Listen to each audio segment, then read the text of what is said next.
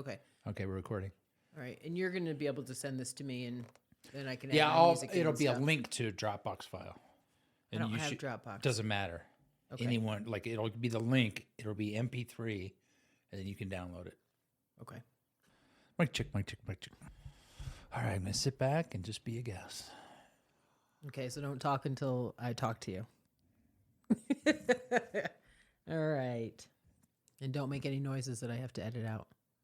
Hence, I'll send it to you MP3 and I'll send it in 2 tracks. And I can show you on Audacity how to do it. It's super fucking easy. You get a better quality recording, but I'll give it to you both ways. Okay, because I've never done the 2-track thing, but Be good practice for you. You already know how to do it. Once I show you. I'll learn. All right.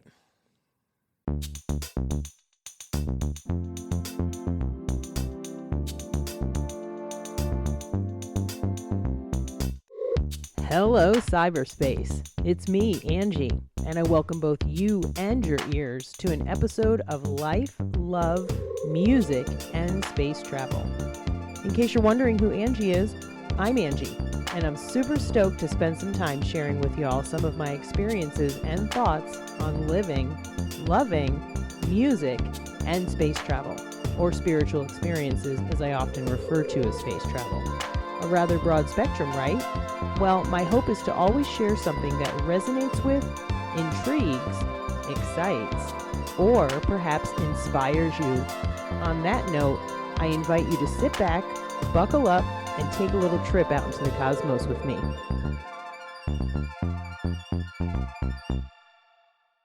Hello, cyberspace.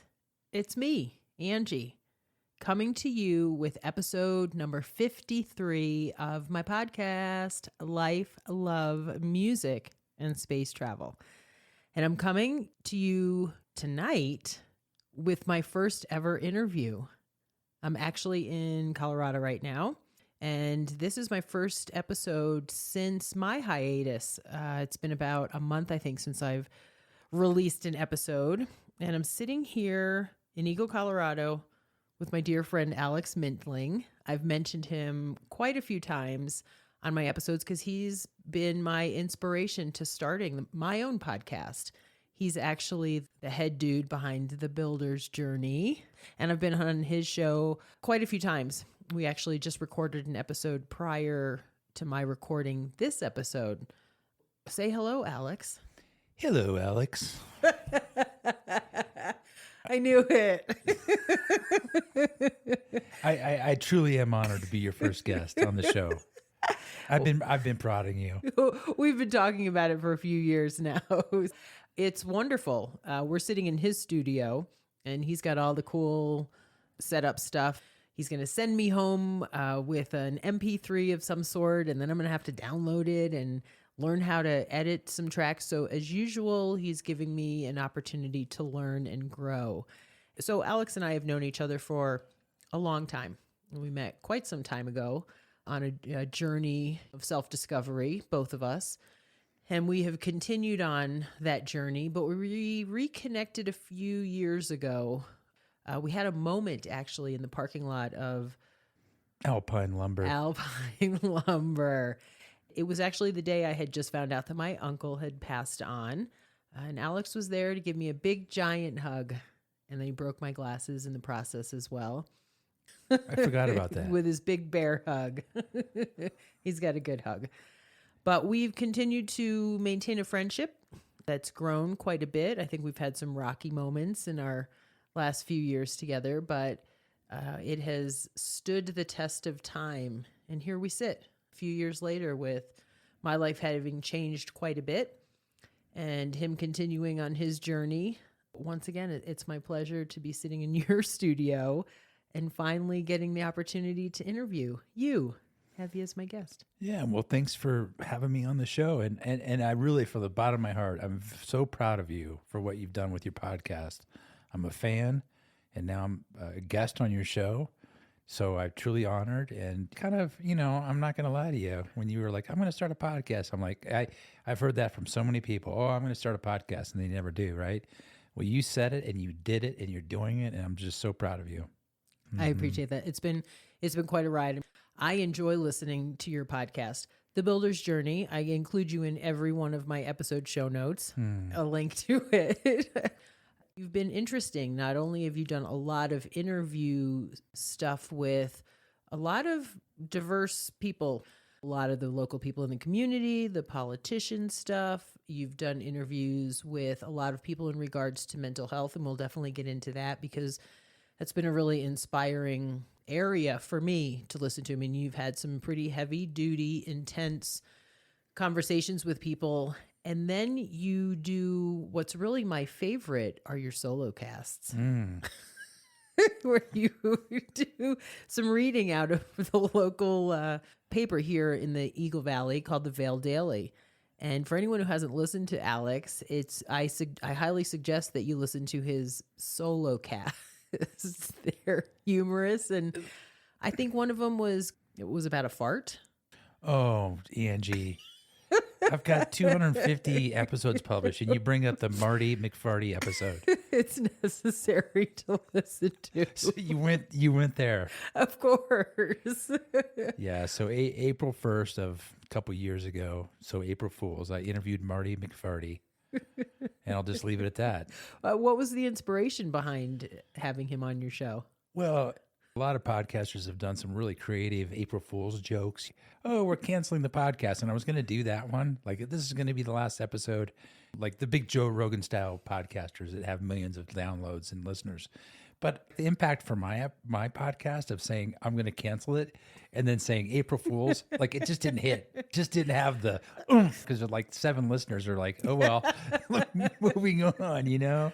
So I thought, a fart joke episode would be appropriate for April Fools. It was really painfully funny. But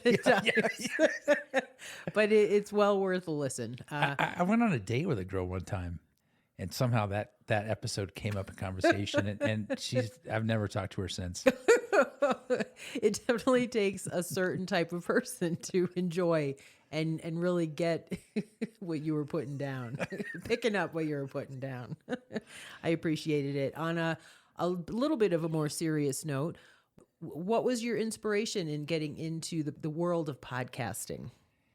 I'll try to keep it brief, but I grew up kind of on the tail end of what I would call the radio era. In the morning, my parents would have the local KOA Denver station, AM radio. And then it went to, in high school, junior high school, the shock jocks in the morning and the oldie rock and roll music and all that good stuff. And then it just went from there. And vinyl albums. My parents had comedy albums and stuff like that. And my brother then turned me on to Richard Pryor and Steve Martin and all these comedians and Led Zeppelin and AC/DC and all that stuff. So just the imagination of the mind. I think podcasting in general is really, in this age of media, just bombardment of imaging and all that stuff, social media, I think podcasting is, just creating something in your mind, like, listening to baseball or whatnot. So that's the big overarching period. I had an accident back in 2018 and lived to tell the story. And as I was recovering from that, I just was looking for something different. I've been in construction my whole life and just looking for a new challenge. And by golly, this has been a challenge, a lot to learn. And every interview I do and every technical thing I do, I'm always learning. And I do touch the mental health thing, and I like to bring suicide prevention to the forefront whenever I can, and addiction recovery if that's your jam, and always keep the mental health part of it alive and going. I had never listened to a podcast prior to yours. Yours was the first one, and I really don't listen to many other ones. I listen to a few every now and then, but I have always appreciated what you put out there, and you have inspired me in relation to, like, when you have talked a lot about mental health. You had a shift, I think, in kind of where you started and what the podcast has become now. And I want to say thank you, because it really gave me the courage, or inspired me to talk about on my show, not to get all focused on my show, but I talk a lot about my own mental health and my experience. And I gained a lot of that courage and inspiration from you, because you're pretty vulnerable on there and you've really put yourself out to the public. And I think that's a great act of service. What has been the most challenging part of podcasting for you? That's a really, really good question. I think you touched on it, that vulnerability, like where's the line where I'm doing it as a cathartic exercise for myself or trying to be of service to the community or the listeners. That vulnerability hangover that Brene Brown talks about, like, it's not uncommon for me to publish, say, a solo cast where I would argue that I feel like it's an overshare. And I've got a handful of episodes that I published that were solo cast or something. Like, I don't do this to guests, because if a guest comes in the studio or we do something, I'm going to publish it. They've got right of first refusal, of course. But I have deleted several podcast episodes where I either overshared or was overly emotional. That threshold where you want to kind of put yourself out there, but then what's an overshare? So that's been the hardest part. And hearing my voice on playback, I mean, from day one, that was a difficult hurdle to overcome, just hearing my voice on playback. And so many of my episodes, I just don't go back and listen to them. Once they're published, I'll listen to them the next day after I publish them, because I've already heard them. Like, I was in the conversation, I do the editing, then I publish them, and then I try to listen to at least once driving in my truck, mowing the lawn, or the way people would normally listen to a podcast, doing the dishes, just to see how it sounds in a real situation. And then after that, I just don't go back. I don't listen to them again. I think you have a great podcasting voice, radio voice. Oh. I will put that out there. I've enjoyed listening to you. It's pretty smooth. So keep it up. What's the most rewarding part of doing your own podcast? I've had two gentlemen pass away in recent years that were on my podcast, and one or two family members or friends reached out to me via email thanking me for doing the podcast, doing the conversation, so that they could hear their voices for hopefully eternity. So that's the most gratifying thing. We have a rogue cat in studio that's having either a seizure or has found a rodent to chase. Mooshie. Mooshie is with us. It might be a seizure. I'm not sure. Cat seizure. But yeah, that's been the most rewarding, is just the couple emails I've got from my deceased guests that appreciated the fact that they could always listen in as the mood strikes. So I would say that's the most rewarding. It's a pretty wonderful part of this deal, I think, to affect somebody in a way that is kind of soul-filling. Mm-hmm. At least for myself, I've had a few people reach out, and it makes me want to keep doing it. I think it's really neat. I listened to a recent episode of yours, if you can remind me again, with Eric. Mm-hmm. Is that his name? Yep. And I had never met him before. I didn't know him, and I'm appreciative because I really enjoyed his story. I think you asked him a question in there. You maybe asked him about what he wanted to do or accomplish prior to his passing, and I'm not sure if you knew anything about it, but after listening to that and knowing that he had passed on, I thought, what a beautiful way to record somebody's life. So I appreciate that on your part.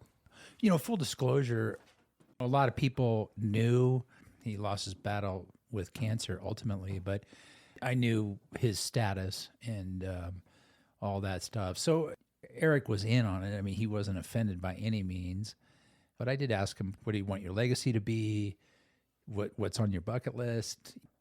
Out of all the episodes, I think I'll probably listen to that one again here pretty soon, just because he was an interesting, good guy. As his life, we had our ups and downs. I've known him for a lot of years. So yeah, not to be Debbie Downer, but yeah. And the other thing that I appreciate about podcasting, my big takeaway is like the amount of awesome. Can you do something with that cat, please? Is this protocol? Is this protocol?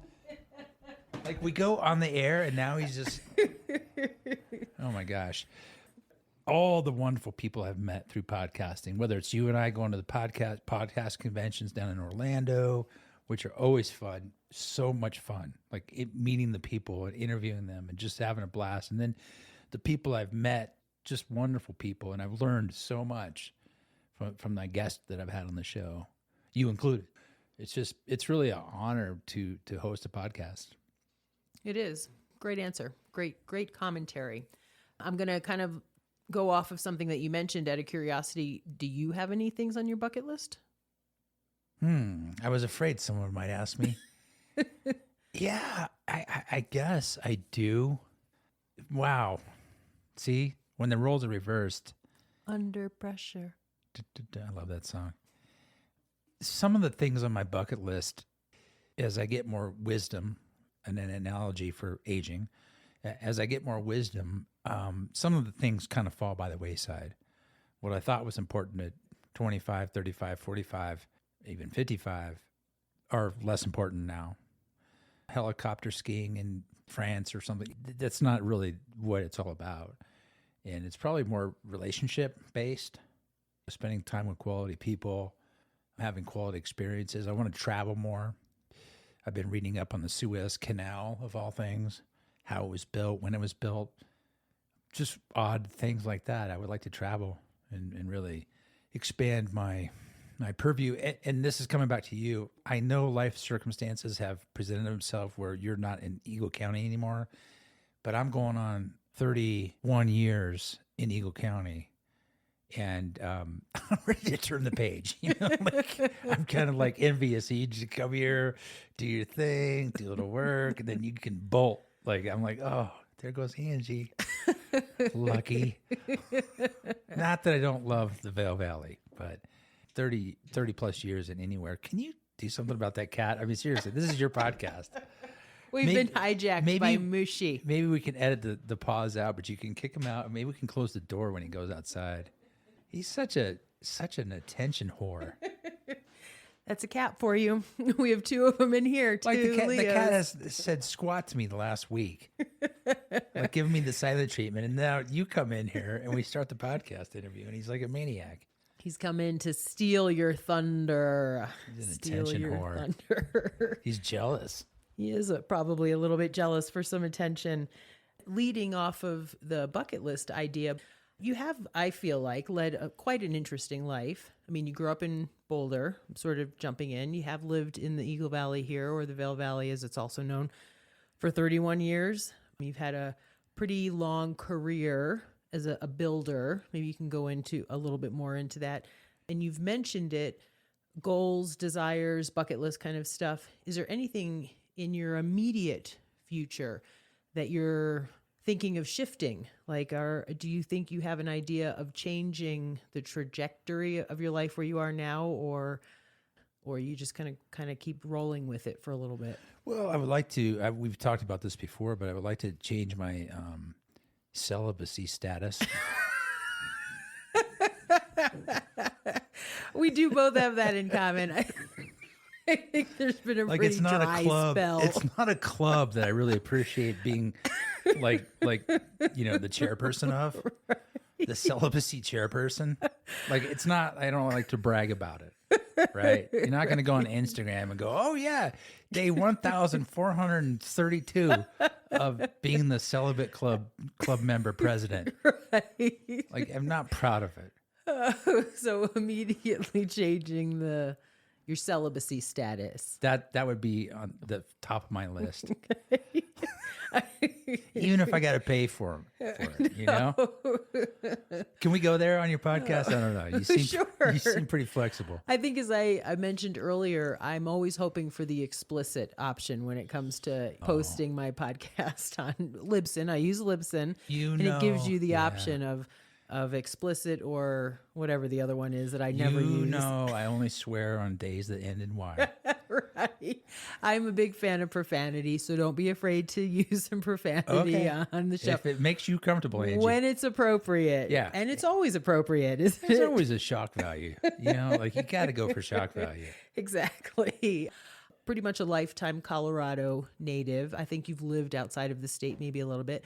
What are some of your favorite parts of Colorado? Man, you ask really good questions. I did a little bit of studying. Favorite parts of Colorado. This is going to just sound so cliche-ish, but my parents still live in Boulder. I was born and raised there. There's been a lot of changes. And Boulder doesn't always reflect my political beliefs, but I love going down in the summertime or fall to spring, going down to Pearl Street Mall by myself and just recording music. I've done a couple of those podcasts, watching people hanging out, walking downtown.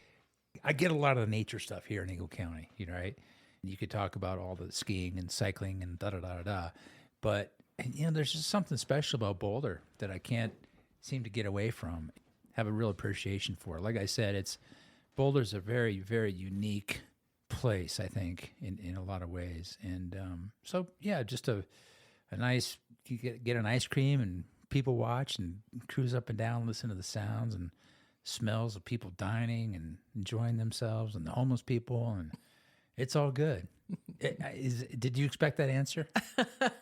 I didn't. I have been to Boulder a few times myself.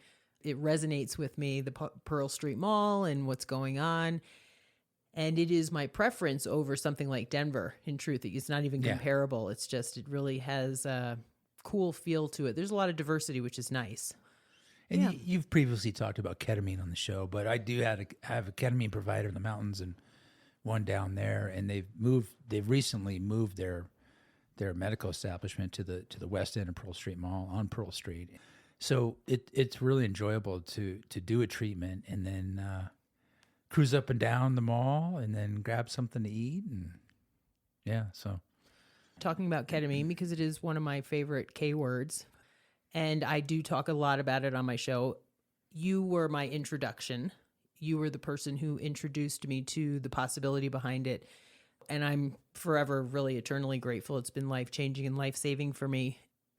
As I try and talk about mental health, your show has a lot to do with mental health. What does mental health mean to you? It's a good question. Mental health to me personally is not necessarily being, quote, happy or whatever, but it kind of comes back to this concept of serenity, accepting things as they are. And ketamine has been a very, very vital, kind of like a baseline self-care thing that I've done for coming up on 3 years now, ketamine infusions.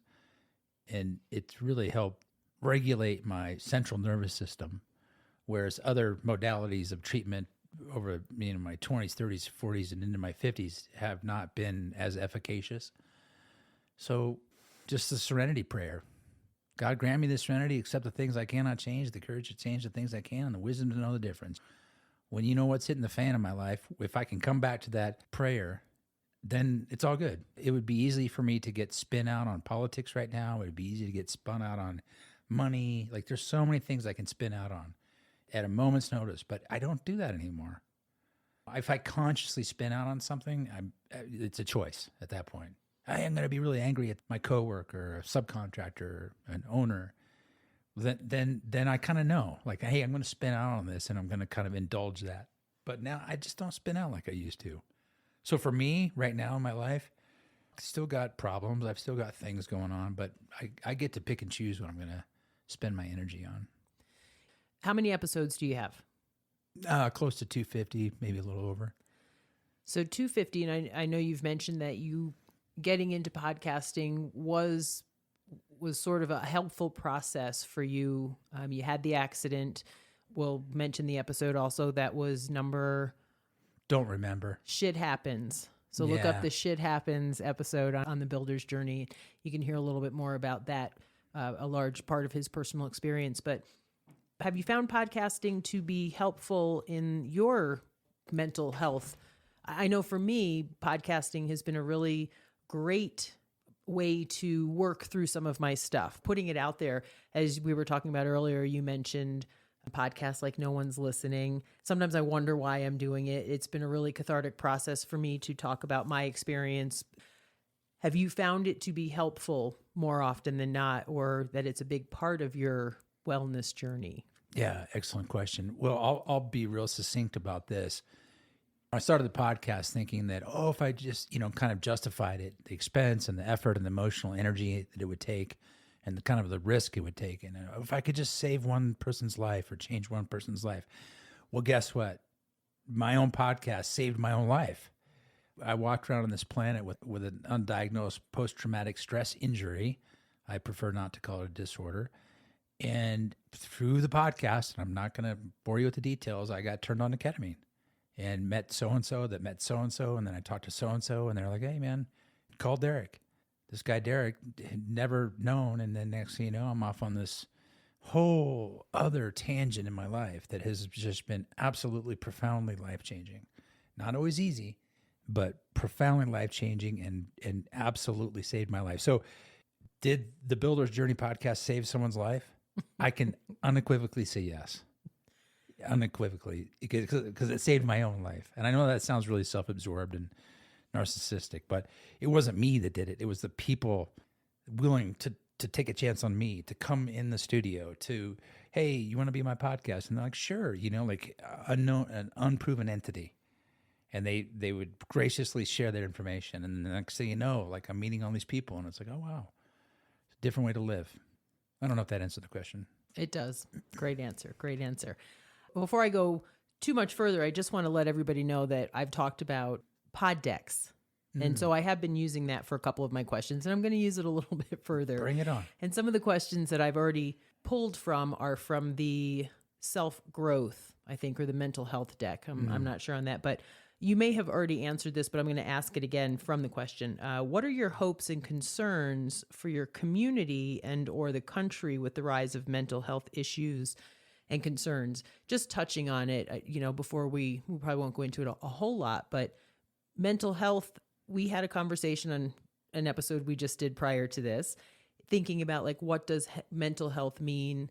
What does it actually mean in regards to what's going on in the world and the things that are taking place? I don't know if that makes any sense. Yeah. I think that's a really relevant question in today's society. I think I've recently been getting turned on to World War II history and even the founding fathers, trying to read up on what it was like to write the Constitution and stuff like that. And my point is this, like the racial division, the political, the left and the right, Democrat versus Republican and all that stuff. And this is going to sound so cliche, but man, if we could just maybe turn off the social media, turn off the 24-hour news cycle. There's a point where being informed and then being flooded with too much information is not healthy. We're in an election cycle. This next year is going to be a presidential election cycle, and I definitely have my views of politics and who would make a better president over such and such and all this corruption and all that stuff. But that being said, I don't think that the people that hold the cards, that have the power, the politicians, the big, large corporations, have a vested interest in all of us getting along. So my magic wish would be that we could all just kind of like remember that in 50 years and 150 years or 500 years, all the stuff that we thought mattered so much probably won't matter. So if we could just all kind of like pretend to get along, it's like asking the beauty pageant contestant, oh, what do you want? And you're like, world peace. All the starving kids in Uganda to have pizza pockets. I'm with you. That's my answer. It's like, can't we all just get along? Wasn't that Rodney King or something? Maybe. Can't we all just get along? Right? Dang it. I feel it. I feel where you're coming from. Yeah, I mean, there's all this division, and someone's laughing all the way to the bank with all the division, for all the money. Absolutely. Have you had any pushback from your podcast? Have you had anybody listen who has made you wonder whether you should continue, or has there been any fallout? Yeah, I have two stories, and really the only two. I don't get a lot of feedback on the podcast, which is fine. It's neither here nor there. Early on, I did a podcast episode with Bobby Knox, and we kind of riffed off the concept that I was a heavy equipment operator trapped inside a carpenter's body, and that I was bistructural, that I like both interior and exterior remodels. And it was kind of a business-based episode. We talked about my business and different things about the construction industry. We were promoting my little remodeling business, and got feedback from a friend that is heavily entrenched in the LGBTQ movement, and he kind of reamed me. He was like, that was insensitive, and how dare you? And I was so shook by it. I took down the episode, and it really rocked me to my core. I don't walk around thinking that I'm homophobic or transphobic or anything. Like, I live and let live. But when you start jamming it down my throat, I get a little pissy about it, because I'm like, live and let live. But also, I'm not an a-hole because I don't have any transvestites working on my crew. If you're a transvestite and you show up on time and you're willing to wear the PPE, protective equipment, and you can operate a machine or show up on time and be sober and you got a valid drive, I'll hire you. Like, no problem. But I don't want to hear about your life. Like, I don't want to hear about anyone's life. I just want to work. So I took it down, and that kind of shook me to my core. And I've since talked to him, and we hashed it out and all that good stuff. But the other one was I had a politician on the show, and we did a great show and all this stuff. I won't use his name.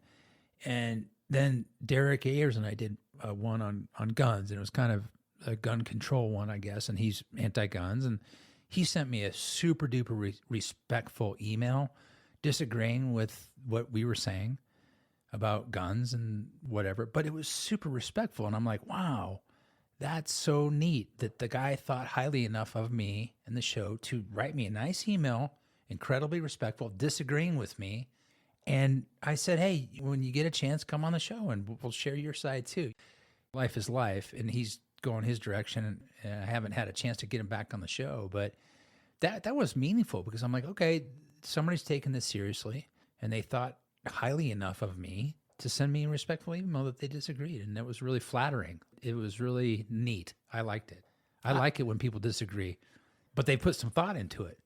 Mad respect. Cool. You don't think like I do? Cool. Tell me more. I want to know more. I love that it's a small valley, this Eagle Valley, and you have come in contact with a lot of the local people. I think it's cool and brave and courageous to put your stuff out there, and really neat that they're listening. To get some pushback and to actually get some feedback from somebody means something. Having affected somebody in some manner is a pretty cool thing. Mm-hmm. Favorite part of podcasting? I'm not sure if I asked that in that form. Favorite part and least favorite part? My favorite part is getting to talk to you on a regular basis. I don't think if it wasn't for the podcast, you and I wouldn't have any time together.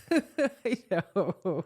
It's easy for us to sit here in this in the studio. I think we work really well. No, together, that's a slam dunk. I love recording and having that one-on-one connection. And in person, like we're doing now, is so much better than doing it through the internet or whatever. I mean, just there's something about sharing the energy in a room is just so meaningful to me. That's my absolute favorite part. Talking to other people. Least favorite? Oh, well, you know what the least favorite is. You know what it is. You tell everybody what my least favorite part is. The editing process? Of course. Oh yeah, I'm kind of a fan actually. I'm of the intricate taking out the ums, likes, and you knows. So I do quite a bit, but it is tedious. So I'm with you on that. All right, I'm going to sort of make a shift, and as mentioned, I'm reaching into the pod decks, which you introduced me to first. It's a great way to find some cool questions and conversation starters. And this one comes from the WTF, which I think stands for what the fuck, maybe.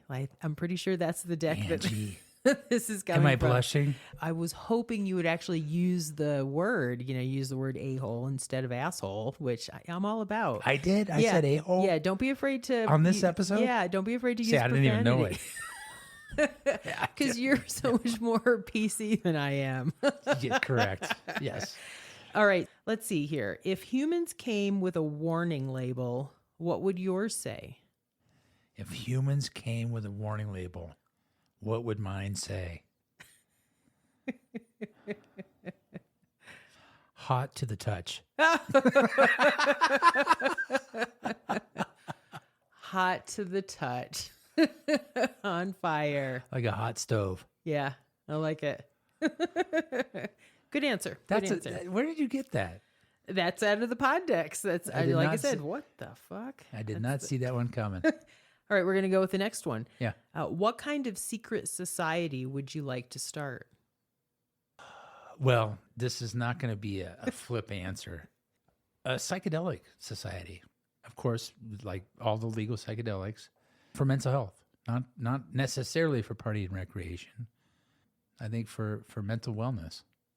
Is that a secret society, or is it now not a secret because I just said it? Well, I went to the psychedelic convention in June in Denver, the MAP psychedelic convention, the biggest psychedelic convention ever. There was like 12,000 people there. Aaron Rodgers was there. I did a podcast on that too. I had 24 different guests on the show on that one epic podcast. But yeah, I think the mental health benefits in the mental wellness space. I kind of periphery involved in a couple circles in that space, but yeah, bring that a little more mainstream. I guess it's not secret then. Correct, it wouldn't be secret, but I appreciate the idea of mainstream. I think there's an app called Eventbrite. And through that, I've actually found that there are quite a few different psychedelic meeting groups. I attended one night. I won't call it anonymous. And it was really interesting because it was a group of people talking about their experience with, I think we happened to be talking about mushrooms maybe, and psilocybin was the majority of the conversation. But I found it interesting. I've mentioned many times on my podcast and my episodes, I am on a journey of recovery and self-discovery, but I am very open to the medicinal side of psychedelics. It was really wonderful to kind of sit in a group and listen to other people's experience with it. It is not mainstream by any means, and there's still a part of me where it feels like I'm doing something wrong, and yet my experience has shown me otherwise. I appreciate your answer, and if you start a secret society, I'll join it. It'll be our secret. Our secret. I'm going to get back to that a little bit later, but I'm going to continue. When you were a kid, did you have any posters on your wall? And if so, what? I did. This is going to sound really geeky. It was like Neil Armstrong, the moon, Apollo project. I thought it would have been cool to be an astronaut. No Farrah Fawcett? I did not have Farrah Fawcett. I wanted that poster. It just wasn't really kosher with my family. Like, hey, Mom, check out this Farrah Fawcett. My brother would have been down with it. Right. My sister, not so much. I'm trying to think like straight up poster. I know I had some posters because I had the pins in the wall and all that stuff. But definitely the NASA space race and the moon landings and stuff was like pretty prominent. Did you watch that on TV? I was born in 1965, and I do remember between Watergate, Richard Nixon, and I just remember the hype around it, and it was a big deal. Do I remember sitting there glued to the television? No. But there was a lot of hype around it, and it was just cool. Do you fall prey to any of the talk about the landing on the moon not being real? Yeah, staged. I love those conspiracies. And maybe 6 months ago, I really got into it. I'm like, I'm going to watch all the YouTube videos I can on how this is a conspiracy. Then I went the other way. I'm like, okay, I watched Mythbusters, and I'm doing episodes and all that stuff. And the clincher really was like, they left these reflecting mirrors on the moon. We landed on the moon, period, end of story. I talked to a high-level scientist with no political ties. We were joking around, and I was like, hey, man, did we really land on the moon? He's like, he didn't even laugh. Like, he just like, yeah, there's so much space junk we left behind that we still communicate and use to this day, these reflective mirrors for lasers or whatever. But I love it. I love the conspiracy theories. Well, let's pivot to another Poddex question. If you could replace one body part with a bionic replacement, which would you choose? Come on, Angie. How long have you known me? It would be my brain. It would be my head. I had to ask it. My God. I figured it would go right along with this. Is going to make the Marty McFarty episode look not so bad. The bionic body part. Come on. I feel like maybe every guy would have ultimately the same answer.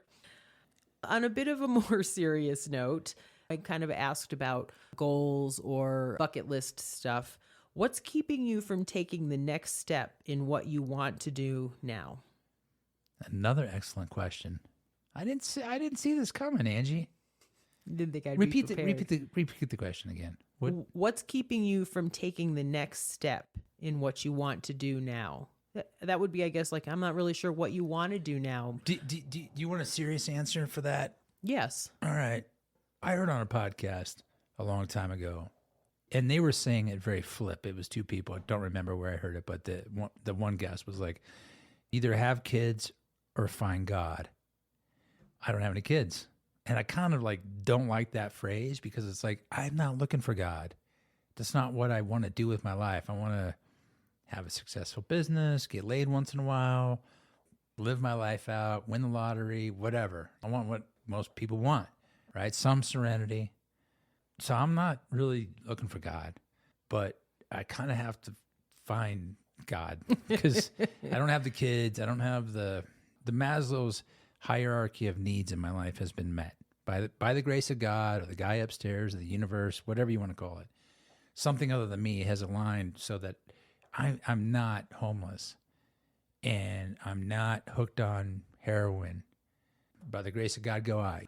So not to make this all about God, but what was the question? I completely blacked out there. What's keeping you from taking the next step in what you want to do now? Well, as of this recording, I'm 58 years old, and through this journey the last few years of treating my trauma injury, I've had to go through a lot of peeling back the onion and realizing that all these things that I've done in my life and cared about, like what other people think about me, doesn't really matter. And the things I've built, the podcast, the structures I've built, the clients I've fulfilled contracts with and all that stuff, and the relationships, and maybe this is the devil talking, but I've had to realize that it's really not that significant. Like, kind of grieving my own life, like, gee, many Christmas. What's my legacy? A, does it really matter? B, my legacy is that I built some stuff for Vail Resorts, and I did some stuff, and I skied a little, I rode my bike a little bit. It's a lot to wrap my brain around. So what do I want moving forward? I guess I want to come to peace with my life. Just have some sort of peace agreement with the old version of me so I can move forward and in peace and lay low. Yeah, I don't know if that's...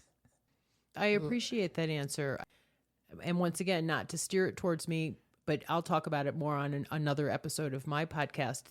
We talked about it earlier. This experience for me this time around in Colorado, I've been here now twice since I left. This is the second time. And it feels like this closure for me in this last 30 years or 29 years, however long it's been. And there is a sense of peace. I haven't even left yet, but I've been feeling for the last few days, got this van, I'm going to pack it up tomorrow with my storage unit. And I'm feeling that sense of peace around this last 29 years. I don't have any kids either. I'm no longer married. I don't have a house. I'm living with mom and dad, like I'm 15 years old. And yet at the same time, I think it's interesting, just this question, what was keeping me from taking the next step, which I didn't really know that I wanted, I suppose, was a lot of fear kind of dismantling what I had, because it was comfortable, even though it wasn't necessarily working. And I'm not saying that that's where you are, but sometimes I think a good portion of the people on the planet we will stay in our known situation instead of embarking out. You've mentioned traveling. Like, what is it that is there something you'd really like to be doing, but maybe what you have now is keeping you from it? And what it would take to really get to where you wanted to go. Have you thought of moving, or are you toying with the idea, and just like, what's keeping you from taking the next step and like maybe getting to where you'd really like to be? In the name of authenticity, I'll just be straight up. My parents are still alive and well. You use this word and I like it. It softens a blow, I guess, but they will eventually transition. And right now I'm 2.5 hours away from being next to them. And I appreciate that, So it's a little tough for me to go move to Montana or Wyoming or Utah or even different parts of Colorado. So for right now, I'm trying to just be at peace with Eagle County. It's where I live. It's where my work, where my income stream comes from. I've built a small business funnel here a little bit. And so it's where I'm at. So I got to just be happy with and grateful for where I'm at. At the point in which family ties give me a little more freedom, then things open up and it gets a little more interesting. It gets a lot more interesting. And maybe I just base out of here and marry a beautiful, smart, witty airline pilot named Bruce. And he's got strong biceps and he can do things around the house, and he can also give me flight benefits. I mean, these are my goals. This is on my bucket list, right? I'm open-minded. I'm willing to learn. Does that answer your question? It's a great answer. Yes, it does answer my question. And I'm just going to remind you, I'm going to hold you to. We talked a little bit prior to this also about taking a trip. And I'm going to hold you to that. In the meantime of perhaps whatever future days present to both of us, Nashville. Yeah. I'm excited. Did we talk about it on this podcast? No, we talked about it on yours, on the previous episode, yeah. which I'm going to suggest to everyone, and I'll eventually post a link in my show notes to the podcast we just did that will eventually appear on Alex's The Builder's Journey. The travel and what you said about being in close proximity, because I'm in Carolina. I don't really love Wilmington necessarily. I'm kind of becoming fond of it. I'm about to go there and be there officially. Colorado experience this chapter ending, but I too really appreciate being with my parents. It is not lost on me that I have this opportunity to be close to them. Every now and then it'll pop into my mind, well, I could move back to Colorado, and I don't want to live that far from them. I don't want to be that far. So it really resonates with me, your desire to be close to your family, because the time will come that I will have freedom to do a lot of other stuff. But yeah, Nashville, I'm excited. I'm going to start planning. Yeah, you and I are going to hook up down there. Yep, we'll find some music and figure that out. Yeah. I appreciate you sitting with me and during my stumbling through the process of interviewing. You know, what an arduous process for me to take the focus off of Angie and put it on somebody else. I think you did great. I had so much fun. I love it. It is really wonderful to sit across from you face to face. I can't reach you right now. I can touch you with my toes, and yeah. You're under the table. You, and I'm just going to take this from you for this episode. On your podcast, you will often ask, or give somebody the last word. Now, prior to my doing that, I just want to ask the question, because mental health has been such a big deal for me. My journey of recovery and self-discovery, as I call it, has been a wild and wonderful ride. I know you've been on your own journey of life and self-discovery. What has been the best part? I like to think I have listeners out there who are curious about maybe being on a journey, making some changes, taking care of their mental health in different aspects, but putting a focus on that for you, which requires taking the focus off of other stuff, which can be maybe the material world, the relationship stuff, and really putting it on yourself. What's been the best part of your journey? Well, I'm going to spin that a little bit, and you probably did not see this coming. I am sober from alcohol for over 13 years now, and very thankful for that on a daily basis. But then they call it cross addictions or whatever, whether it be food, work, sex, etc., fill in the blank. They say in recovery that God, if you're not into God, that's fine, but the universe will remove the addictions in the order in which they will kill you. My reliance on alcohol as a general anesthesia to ease the pain was definitely going to kill me at the pace I was going. So that's been removed, that compulsion to drink alcohol. As we go down the list, whether it be food or whatever, I think an attitude, and Dr. Ash Sarian, who's been on my podcast a couple of times, has really pointed this out, and I think he shared it on my podcast, but to be thankful for my addictions, because maybe those very addictions that weigh you down later in life and have negative impacts on other people and yourself, maybe they kept me alive. Maybe the medication of alcohol itself kept me from offing myself. Even though it was a double-edged sword, it served a purpose, right? And to just be like, oh, alcohol bad, and I was such a crappy person, like to not beat myself up.